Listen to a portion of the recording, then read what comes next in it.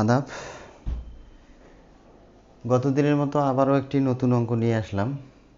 অষ্টম শ্রেণীর গণিত বিষয় এখানে অনুশীলন হল 2.2।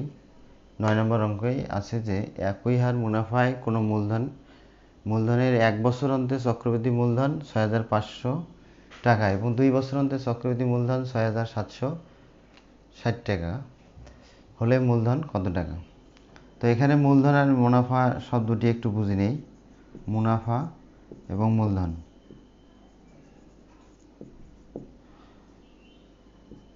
ধরা হলো যে 5,000 টাকা ব্যাংকে রাখা হলো 1 বছরের জন্য। কত বছর? 1 বছর।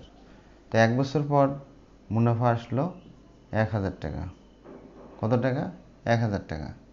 তো এই যে 1,000 টাকা দেওয়া হলো, এটা হলো মুনাফা,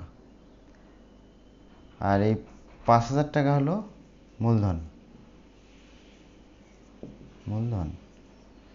তো এখানে চক্রবৃদ্ধি অর্থ হলো চক্রবৃদ্ধি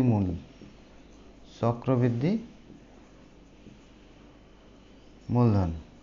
এই চক্রবৃদ্ধি মূলধনের ক্ষেত্রে এই 1,000 আর এখানে 5,000, তাহলে মোট আসতেছে 6,000। তাহলে প্রথম বছরে মূলধন ছিল 5,000, দ্বিতীয় বছরে এটা হলো 6,000। কত হলো? 6,000। তো এই 6,000টা হলো যা এখানে আসল এবং মুনাফা দুইটা মিলে হলো চক্রবৃদ্ধি মূলধন। এখন তৃতীয় বছরে ধরা হলো 6,000 টাকার আবার আসলো। ধরে নিলাম যে তৃতীয় বছরে এই 6,000 টাকায় আসলো কত? 6,000 টাকায় আসলো, ধরে নেওয়া হলো যে 1,200 টাকা। ধরে নিলাম 1,200 টাকা। তো এখন এই 6,000 আর এখানে 1,200, দুটা মিলে 7,200 টাকা। এই 7,200 টাকা হবে তৃতীয় বছরের পরে হলো চক্রবৃদ্ধি মূলধন।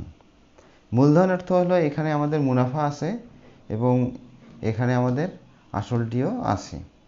তো সরল মুনাফা ক্ষেত্রে, যখন সরল মুনাফা ছিল 2.1, সেক্ষেত্রে আমাদের এই সরল মুনাফার ক্ষেত্রে আই সমান আমাদের ছিল PNR বা RN একই। তো এই ক্ষেত্রে চক্রবৃদ্ধি এবং সরল মুনাফা অর্থাৎ সাইক্লিক ইন্টারেস্ট এবং হলো এই আই, এই দুটার মধ্যে কি হবে? যদি 1 বছর হয় দুটা ইকুয়াল হবে, but C equal I not কখন হবে? 2, 3, 4 তার মানে তখন পার্থক্য থাকবে। তো কথা না বাড়িয়ে আজকে আমরা এখন অঙ্কটির মধ্যে চলে যাই।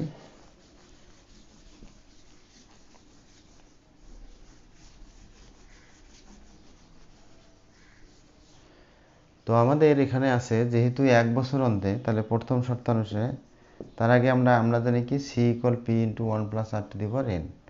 আরটা হলো বৃদ্ধির হার, পি হলো মূলধন, এন হলো সময়, অর্থাৎ C equal P into 1+r⁴n। এটা হলো সূত্র। তাহলে এই সূত্র অনুসারে প্রথম শর্ত কি বলতেছে? প্রথম শর্তানুসারে কি পাই আমরা? যে পি 1+r⁴1। 1 কেন? যেহেতু 1 বছর অন্তে, একই হার 1 বছর, ওই জন্য 1 দিলাম। ইকুয়াল আসলো আমার 6,500 টাকা। এটা ইকুয়েশন দিলাম 1। এবং দ্বিতীয় শর্তানুসারে আমরা কি পাই? দ্বিতীয় শর্তানুসারে আবারও পি 1+r। এবারে কিন্তু আমাদের ছিল 2 বছর। কত বছর? 2 বছর। তাহলে এই জন্য এখানে 2 দিলাম বাই স্কোয়ার ইকুয়াল 6,760 টাকা। তাহলে কত আসলো? 2। তাহলে সমীকরণ দুইটি শর্ত অনুসারে দুইটি পাইলাম। এখন আমাদের বলছে যে মূলধন কত, অর্থাৎ পি এর মান বের করতে হবে। কিসের মান? পি। তো দেখা যায় পি এর মান বার করতে যে আমাকে অবশ্যই আর এর মান বার করতে হবে। এখন আর এর মান বার করতে যে চিন্তা করতে হবে যে এখন যোগ বিয়োগ গুণ ভাগ বা কিছু একটা করে বার করতে হবে। তো এই ক্ষেত্রে দেখা যায় সমীকরণ 2-এ আমাদের 2 পাওয়ার আছে এবং মানটাও, টাকাটাও বেশি। তাহলে এক্ষেত্রে এটা যেহেতু বড়, তাহলে আমরা 2 ভাগ 1 নং সমীকরণ হতে পাই, 1 নং সমীকরণ হতে পাই। আচ্ছা, 2 নং ভাগ 1 নং হতে কি পাবো? তো আমাদের এখন সমানের এদিকের সংখ্যাগুলো এদিকে লিখতে হবে, অর্থাৎ বাম পাশের সংখ্যাগুলো বামে লিখতে হবে। যেহেতু 2 নং, তাহলে কি ছিল? p into 1 plus r to the power 2। আচ্ছা, ভাগ চিহ্ন দিলাম। 1 নংয়ে কি ছিল? p into 1 plus r to the power 1 লিখলেও হবে, না লিখলেও হবে, কারণ 1 হলো সকল সংখ্যার গুণনীয়ক, এর জন্য 1 লিখলেও হয়, না লিখলেও হবে। তো এখন এদিকে মান কি ছিল? 6760। ভাগ কত ছিল? 6500। আচ্ছা, এখন আমাদের এটা ছিল, তাহলে ভাগ কি আসে দেখা যাক।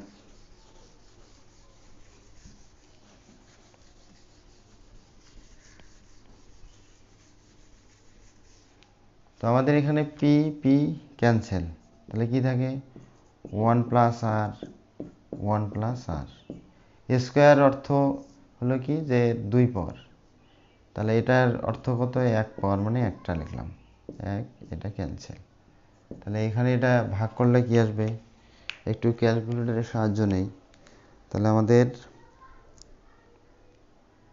6760 ভাগ 6500, তাহলে 1 পয়েন্ট, অর্থাৎ 1.04 আসবে। এই সংখ্যাটাকে এত দ্বারা ভাগ করলে এটা আসবে। তাহলে বা 1 প্লাস আর ইকুয়াল আমাদের আসতেছে 1.04। তো 1 দশমিকের পরে মনে রাখতে হবে অঙ্ক হয়, কখনো সংখ্যা হয় না, এজন্য 04 বলতে হবে।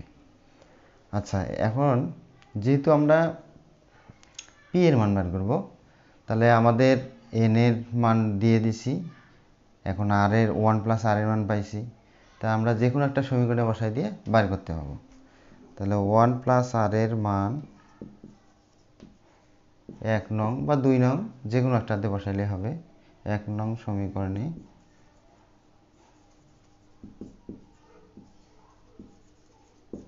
বসাইয়া পাই। আচ্ছা, বা বসিয়ে পাই, বসাইয়া পাই, একই, বসিয়ে পাই। আচ্ছা, কি ছিল আমাদের? 1 নং ছিল 1 P into 1 plus r to the power 1 equal ছিল 6500, এটা ছিল। তো এখন বা লিখলাম পি ইকুয়াল 6500, 1 প্লাস আরটা এখানে গুণ আছে, তো নর্মালি আমরা কি জানি? তো যখন সাইড চেঞ্জ করব, অর্থাৎ এখানে পি একটি ইন্টু 1 প্লাস আর, তা যে কোনো একটাকে যদি ট্রান্সফার করি, তাহলে আমাদের ভাগ থাকলে হবে গুণ, গুণ থাকলে ভাগ, যোগ থাকলে বিয়োগ, বিয়োগ থাকলে যোগ। তাহলে আমরা পি রাখলাম, এটা যে এদিকে গুণ ছিল এই জন্য ভাগ হলো, অর্থাৎ 1 লিখলেও হবে, না লিখলেও হবে। তাহলে এখানে কি আসে? 1 প্লাস আর এর মান 1.04। তো এখন আবারও আমরা একটু ক্যালকুলেটরের হেল্প নিই। আচ্ছা, এখন পি ইকুয়াল তাহলে কি দাঁড়ায়? ক্যালকুলেটরের ক্ষেত্রে দেখা যায় 6500 ভাগ 1.04 ইকুয়াল 6250, 6250 অতএব এটা। তাহলে আমাদের যেহেতু বলা আছে যে মূলধন কত, তাহলে মূলধন কত? মূলধন তো আমাদের পি আগে জেনেছি সূত্রের মধ্যে, পি ইকুয়াল 6250 টাকা। তাহলে আমরা লিখতে পারি যে অতএব মূলধন